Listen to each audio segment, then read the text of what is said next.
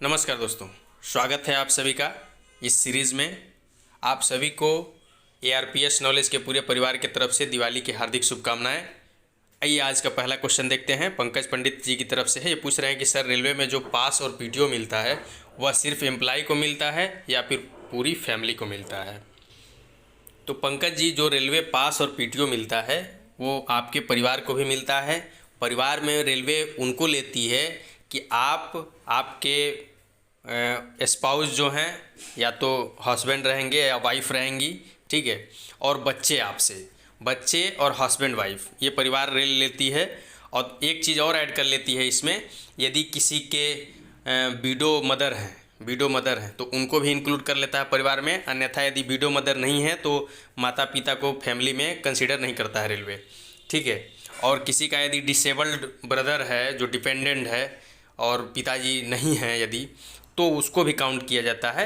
लेकिन जनरली ये होता है कि परिवार का मतलब आप और आपकी वाइफ और आपके बच्चे, ठीक है। Next question AK Meena ji की तरफ से है। ये पूछ रहे हैं कि सर, SM के प्रमोशन कैसा है, प्लीज़ एक्सप्लेन। देखिए, स्टेशन मास्टर का प्रमोशन यूँ है कि आप यदि और कुछ नहीं कर पा रहे हैं, चूँकि एवं जो होता है क्लास 2 बनना होता है, वो बहुत कम लोग बन पाते हैं, बहुत कम सीट ही आती है, ठीक है। जोन में, डिवीज़न में पता चला कि 2 आई, 3 आई, या मैक्सिमम 4 आ गई, और इतने सारे लोग रहते हैं, तो ग्रुप B में प्रमोशन तो बहुत इच्छा रखने वाले या बहुत मेहनत करने के बाद ही हो पाता है। जो रेगुलर प्रमोशंस हैं, जो अपने में ही हो रहा है, जिसमें बहुत आपको कुछ करने की ज़रूरत नहीं है, वो ये है कि स्टेशन मास्टर 4200 में आप आएंगे, ठीक है। मिनिमम 5 साल से 6 साल 7 साल बाद आपको 4600 मिल जाएगा, ठीक है। फिर इसके बाद 4800 भी मिलेगा। फिर इसके बाद MSAP अब आपकी चलेगी, ठीक है। तो ऐसे चलते रहता है। बाकी अब साइड प्रमोशन में ये है कि स्टेशन मास्टर में आया 4200 ग्रेड पे में, अब सेक्शन कंट्रोलर के लिए आपने अप्लाई कर दिया 4200 में, वहाँ चले गए। या फिर ट्रैफिक इंस्पेक्टर बन गए। ट्रैफिक इंस्पेक्टर जो होता है वो 7-8 स्टेशनों का इंचार्ज होता है, ठीक है, तो उसमें बन गए। लेकिन जो ग्रेड है आपका वो उसी हिसाब से बढ़ता रहेगा। या तो फिर क्लास 2 आप क्वालिफाई करिए, जाते हैं लोग विजिलेंस वगैरह में भी जाते हैं, लेकिन ग्रेड आपका उसी हिसाब से बढ़ेगा, ठीक है। तो मतलब ये है कि स्टेशन मास्टर की तरीके से आएंगे और स्टेशन सुपरिटेंडेंट बनेंगे, और कुछ नहीं कर रहे हैं, तो बस यही प्रमोशन है, स्टेशन मास्टर से स्टेशन सुपरिटेंडेंट, बस लास्ट है। और नहीं तो आपको साइड में जाना है तो आप TI बन जाइए, सेक्शन कंट्रोलर बन जाइए। सेक्शन कंट्रोलर बनेंगे तो उससे चीफ कंट्रोलर बन जाते हैं। नेक्स्ट क्वेश्चन राकेश कुमार मीना जी की तरफ से है। पूछ रहे हैं कि सर, मेरा लेवल 5 GG में हो जाता है तो मुझे ब्रेक 1 में पढ़ाई कर सकते हैं क्या, या फिर ज़्यादा वर्कलोड होता है? कोई ज़्यादा वर्कलोड नहीं होता है, ब्रेक 1 में आप पढ़ाई कर सकते हैं, बहुत लोग करते हैं, ठीक है। गाड़ी चली वहाँ से आप लेके चले, बीच बीच में आप देखते रहा करिए। जो जनरल तैयारी है वो आप कर सकते हैं, इसमें कोई दिक्कत नहीं है। ब्रेक 1 में कोई बहुत ज़्यादा वर्कलोड नहीं होता है, इसीलिए लोग गुड्स गार्ड को चूज करते हैं, क्योंकि उसमें वर्कलोड बिल्कुल नहीं है। नेक्स्ट क्वेश्चन सुजीत कुमार जी की तरफ से है। सुजीत जी की तरफ से है। ये पूछ रहे हैं, नमस्कार पहले तो सुजीत जी आपको। इनका सवाल ये है कि RRB पटना में कितने डिवीज़न है। देखिए, RRB पटना के जुरिडिक्शन में 2 ही डिवीज़न है, दानापुर डिवीज़न और मुगलसराय डिवीज़न, ठीक है। गुड्स गार्ड वालों की कहाँ पोस्टिंग हो सकती है? तो गुड्स गार्ड वालों की पोस्टिंग एक तो दानापुर हो गया, और दानापुर डिवीज़न के जो लॉवी हैं, मुगलसराय में तो होगा ही होगा, और एक गया भी आ जाता है इसी में, ठीक है, गया का भी होता है। तो और जैसे लॉवी हैं, 2 ही डिवीज़न रहता है। आपका दूसरा क्वेश्चन ये है कि धनबाद डिवीज़न में पोस्टिंग हो सकती है क्या? तो धनबाद डिवीज़न में जनरली पोस्टिंग नहीं होती है, लेकिन रेलवे क्या करती है कि नियुक्ति हो गई आपकी, फिर वो डिवीज़न यदि मांग करता है तो वहाँ दिया जाता है, लेकिन इस बार शायद नहीं दिया जाएगा, ठीक है।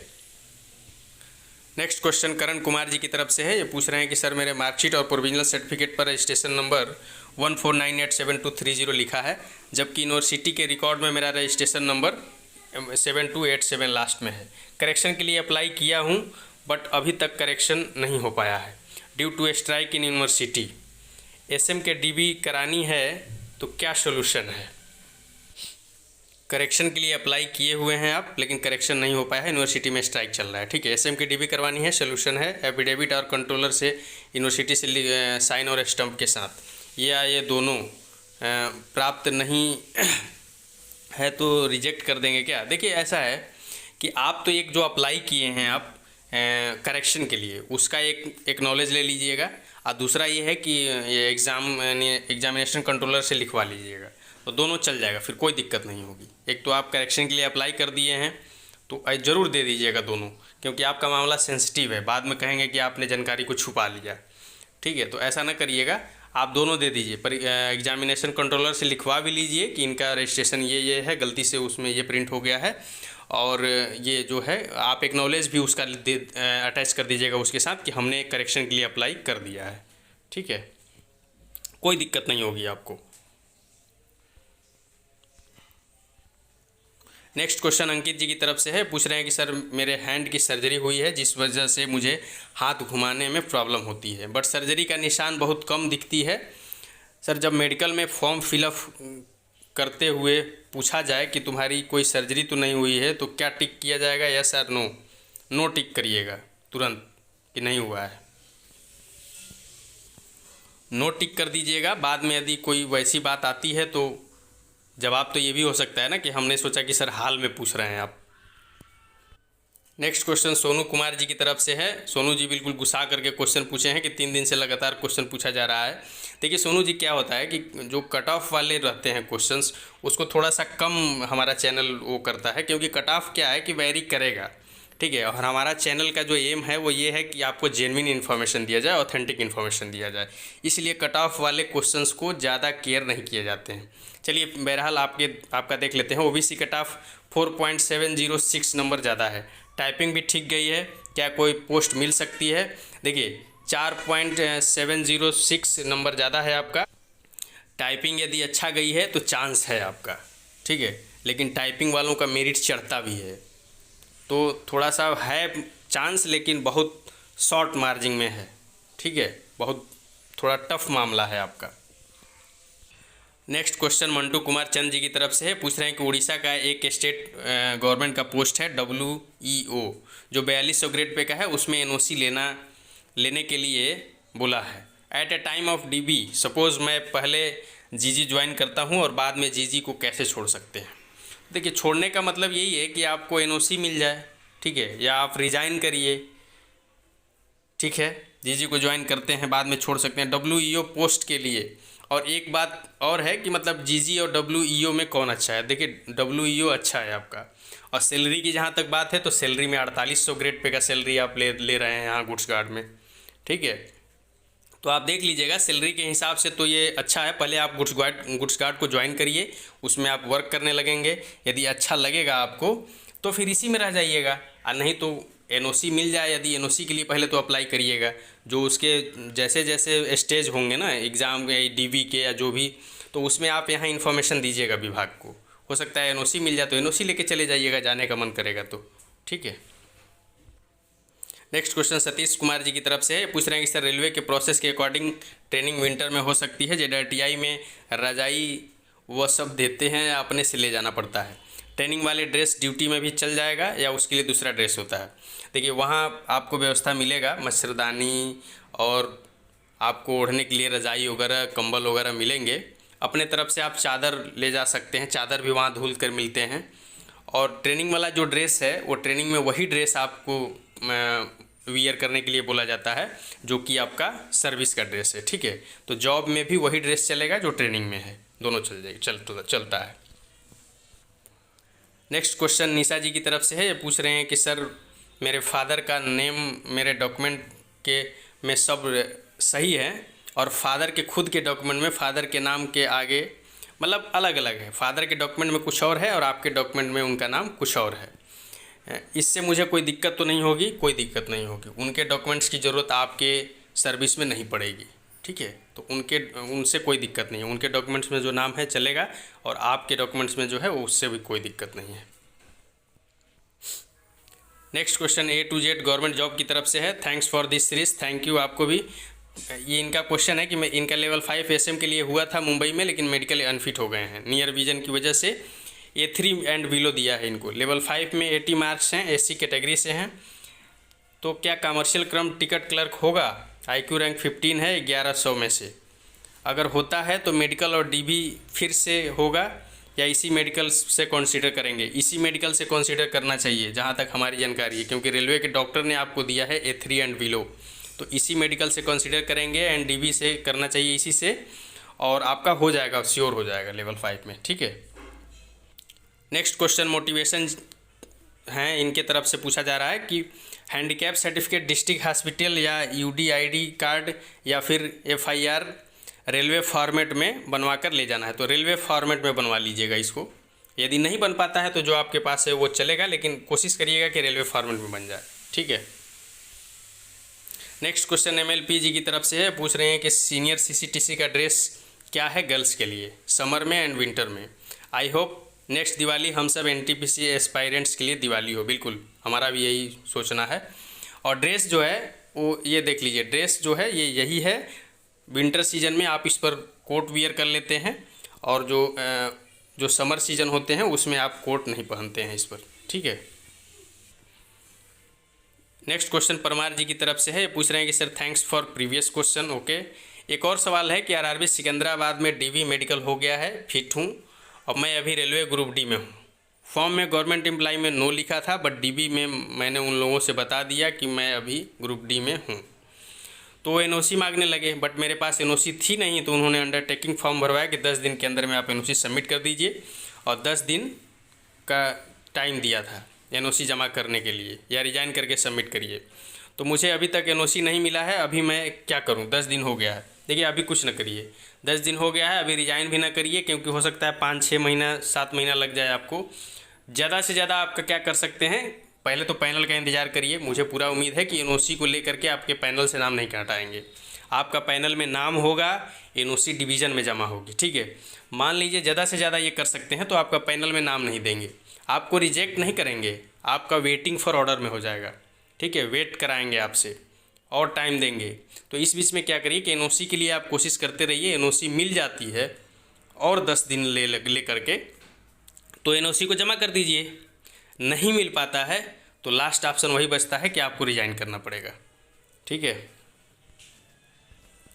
या तो एक चीज़ और हो सकता है कि आप RRB के चेयरमैन से या फिर जो सचिव हैं उनसे डायरेक्ट जाके मिलिए एप्लीकेशन के माध्यम से कि सर मैं इस पर क्या करूं, मैं डिवीज़न में जमा कर सकता हूं, मैं रेलवे का एम्प्लॉय हूं।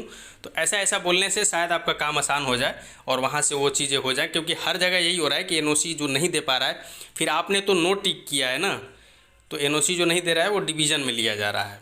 तो आप यदि ऐसा नहीं होता है, NOC नहीं मिल पाता है, नहीं जमा कर पाते हैं, पैनल में नहीं नाम है, तो आप डायरेक्ट जाके वहाँ के सचिव से मिल सकते हैं। नेक्स्ट क्वेश्चन रमेश महतो जी की तरफ से पूछ रहे हैं कि सर मेरा SBI में जॉइंट अकाउंट है पापा के साथ, इससे काम हो जाएगा या फिर नया अकाउंट ओपन करना पड़ेगा?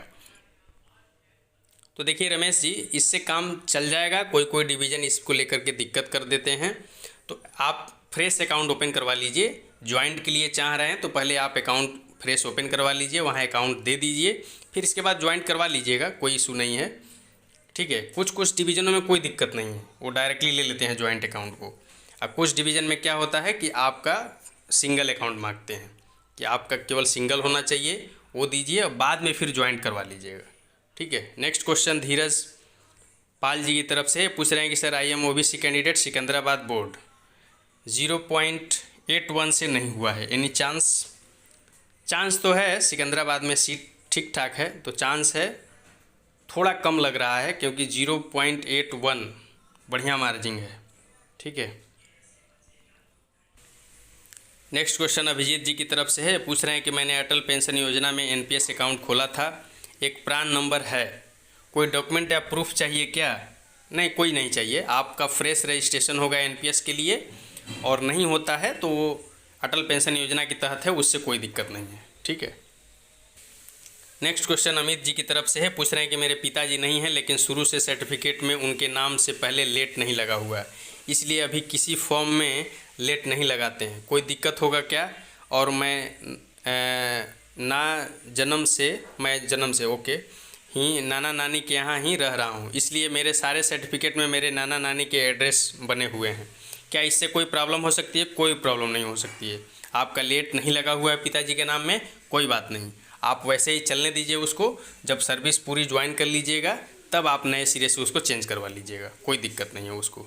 हाँ, नाना नानी का एड्रेस है, उससे भी कोई दिक्कत नहीं है, वहाँ पुलिस वेरिफिकेशन भी आ जाएगी आराम से, कोई दिक्कत नहीं होगी अमित जी, आपको कोई दिक्कत नहीं है। नेक्स्ट क्वेश्चन मीरा जी की तरफ से है, ये पूछ रही हैं कि एनटीपीसी इलाहाबाद जोन में कहाँ सीनियर सीसीटीसी की पोस्टिंग कहाँ कहाँ हो सकता है। आप गोरखपुर से हैं, ठीक है।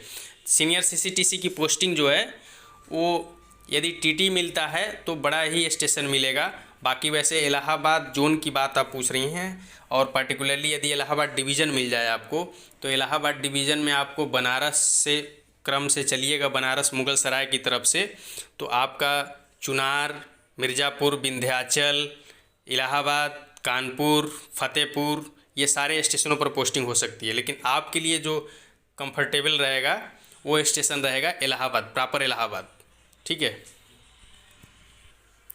और आप लेडी हैं तो और आपको कंसीडर भी करना चाहिए, यदि इलाहाबाद डिवीज़न मिल जाता है तो हो सकता है कि आपको इलाहाबाद मिल जाए पोस्टिंग, ठीक है। नेक्स्ट क्वेश्चन दिलीप कुमार जी की तरफ से है। नमस्कार दिलीप जी, ये पूछ रहे हैं कि मेरा 2018 के ग्रुप डी में सिलेक्शन हुआ है, डिवीज़न प्रयागराज मिला था, बट मुझे दादरी स्टेशन मिला हुआ है गाज़ियाबाद के पास। प्रयागराज स्टेशन कब और कैसे मिल सकता है? प्रयागराज स्टेशन मिलने का यही फंडा है कि आप आजकल क्या आ गया है, एचआरएमएस आ गया है, एचआरएमएस से आप ट्रांसफ़र को अप्लाई करवाइए ऑनलाइन, ठीक है, फिर आपका इधर ट्रांसफ़र हो जाएगा। ग्रुप डी में है, एचआरएमएस से अप्लाई करवाइए, क्योंकि मैं जान रहा हूँ ग्रुप डी में आप होंगे तो विभाग से अप्लाई करवाने में थोड़ा टफ पड़ रहा होगा, या तो कोशिश करिए प्रॉपर चैनल विभाग से ही हो जाए, नहीं हो रहा है तो आप एचआरएमएस से ऑनलाइन अप्लाई करवाइए। नेक्स्ट क्वेश्चन सुदेश महतो जी की तरफ से है, ये पूछ रहे हैं कि लेवल 5 का रिजल्ट साथ में आएगी या सब बोर्ड अपने अलग अलग रिजल्ट, सब अलग अलग जारी करेंगे, सब अलग अलग जारी करेंगे। जैसे 10-5 दिन गैप लेकर के सबने जारी किया है, 1-2 दिन गैप लेकर के, वैसे ही जारी करेंगे सब अलग अलग। नेक्स्ट क्वेश्चन अतुल सिंह जी की तरफ से है, ये पूछ रहे हैं कि सर लेवल 5 में 90.08 है, इलाहाबाद से हूँ, जीजी और सीनियर सीटीसी कट ऑफ इससे ज़्यादा तो नहीं जाएगी, इससे ज़्यादा नहीं जाना चाहिए, 6/6 आई है, कोई भी पोस्ट मिल सकता है आपका, बिल्कुल मिलेगा। जीजी का पूरा चांस है, कम से कम जीजी मिलना चाहिए, नहीं सीनियर सीसीटीसी भी मिल जाएगा आपको। नेक्स्ट क्वेश्चन रमेश महतो जी की तरफ से है, ये पूछ रहे हैं कि सर मेरा परमानेंट एड्रेस बिहार में है और communication address Durgapur West Bengal में है, और तो मेरा ज्वाइनिंग लेटर कहाँ पर आएगा? तो कम्युनिकेशन एड्रेस पर आएगा आपका, ठीक है। रिसेंटली मैं अपना आधार एड्रेस में परमानेंट एड्रेस करा लिए हैं, ठीक है, और मेरा ऑल एजुकेशन सर्टिफिकेट भी वेस्ट बंगाल से, उससे कोई मैटर नहीं करता है। अब मुझे क्या अपना आधार एड्रेस कम्युनिकेशन एड्रेस पर कर लेना चाहिए? बिल्कुल नहीं करिएगा, ठीक है। कैरेक्टर सर्टिफिकेट में अपने परमानेंट एड्रेस के ब्लॉक लेवल पर ही बनवाने के लिए है, authorise by superintendent of police, ठीक है, अच्छी है, अच्छा है ये। अब मैं कहाँ का बनवाऊँ, कम्युनिकेशन एड्रेस या परमानेंट एड्रेस से? प्लीज़ हेल्प मी, ठीक है। आपका बिल्कुल सब ठीक है, कुछ नहीं करवाने की ज़रूरत है आपको, ठीक है। आपका कम्युनिकेशन एड्रेस पर जाएगा, पुलिस वेरिफिकेशन के लिए आप परमानेंट एड्रेस भी दे सकते हैं, कम्युनिकेशन एड्रेस भी दे सकते हैं, ठीक है। चूँकि वहाँ कम्युनिकेशन पर यदि रह रहे होंगे ज़्यादा टाइम से तो वहाँ दे सकते हैं, बाकी कोई दिक्कत नहीं, कहीं चेंज करवाने की कोई ज़रूरत नहीं है।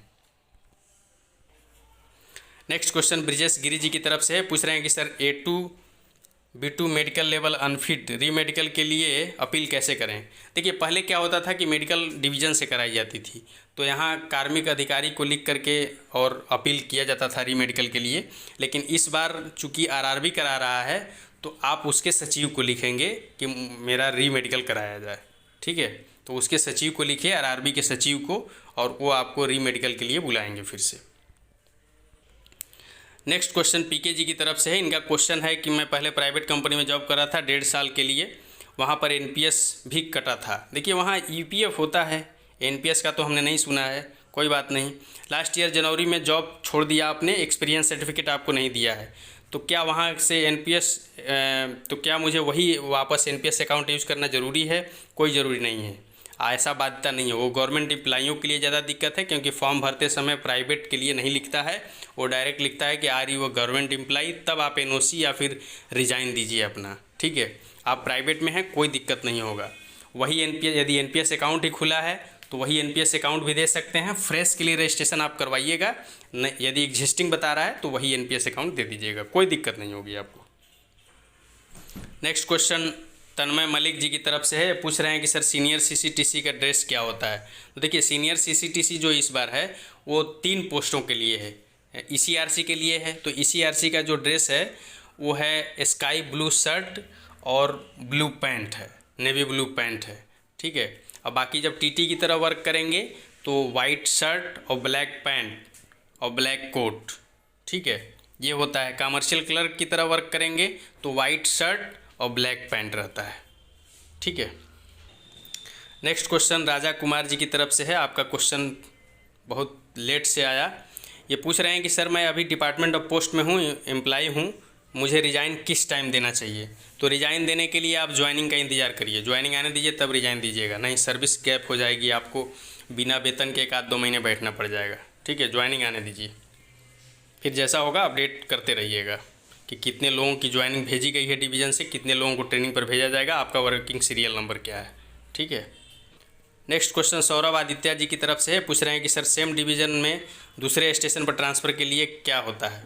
तो ये है कि उसके लिए ऑन रिक्वेस्ट लगानी पड़ती है, वो आपके विभाग में ऑन रिक्वेस्ट लग जाता है उन स्टेशनों के लिए सेम डिवीज़न में दूसरे स्टेशन पर, और वहाँ क्या होता है कि आपको ट्रांसफ़र अलाउंस नहीं मिलती है, ठीक है। और प्रशासन इसलिए कंसिडर करती है कि उसको पैसा ना देना पड़े।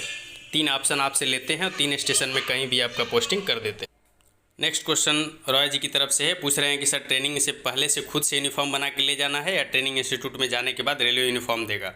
रेलवे यूनिफॉर्म नहीं देता है, रेलवे यूनिफॉर्म का पैसा मिलता है, हर साल जुलाई में क्रेडिट करता है रेलवे, और वो यूनिफॉर्म नहीं देगा आपको। या तो यूनिफॉर्म आपको ले के जाना पड़ेगा या फिर वहाँ जाइए, 2-4 दिन का टाइम दे दिया जाता है, वहाँ यूनिफॉर्म बनवा लीजिए आप। नेक्स्ट क्वेश्चन श्रवण कुमार जी की तरफ से है। पूछ रहे हैं कि सर आरआरबी बंगलौर में एसएम की 899 सीट है, क्या सारे कैंडिडेट की साथ में ट्रेनिंग होगी। बिल्कुल नहीं, साथ में ट्रेनिंग नहीं होगी। और जो आरआरबी बंगलौर है उसका ट्रेनिंग जो है जेडआरटीआई तिरुचिरापल्ली में ही होता है, जेडआरटीआई तिरुचिरापल्ली में होता है। कम से कम 2 शिफ्ट में आपकी ट्रेनिंग होगी, 2 बार में, या 2 से 3 भी हो सकती है, वैसे 3 नहीं होगी, 2 बार में हो जाएगी। नेक्स्ट क्वेश्चन करुण कुमार मिश्रा की तरफ से है। ये पूछ रहे हैं, पहले तो नमस्कार करुण जी आपको भी। ये पूछ रहे हैं कि अब डिवीज़न में भी मेडिकल दोबारा होगा कि नहीं। बिल्कुल नहीं होगा, डिवीज़न में मेडिकल नहीं होगा। और नेक्स्ट में पूछ रहे हैं कि मेरे डीबी के टाइम ईबीसी था जो 36,000 पर एनम का था, तो कहने लगे कि तुम्हारा घर कैसे चलता है, इंक्वायरी बैठा दूंगा, नौकरी नहीं मिलेगी, पर उन्होंने फाइनल कर दिया था। क्या इसकी वजह से डिवीज़न के डीबी में भी कोई प्रॉब्लम होगी। कोई प्रॉब्लम नहीं होगी, वो उनका कहने का काम है, कहने वाले को कोई दिक्कत नहीं है। लिखित रूप से कोई कुछ नहीं कर रहा है ना, आप बनवा के ले आए हैं, किसी के सर्टिफिकेट को कोई चैलेंज करेगा क्या। कोई दिक्कत नहीं है।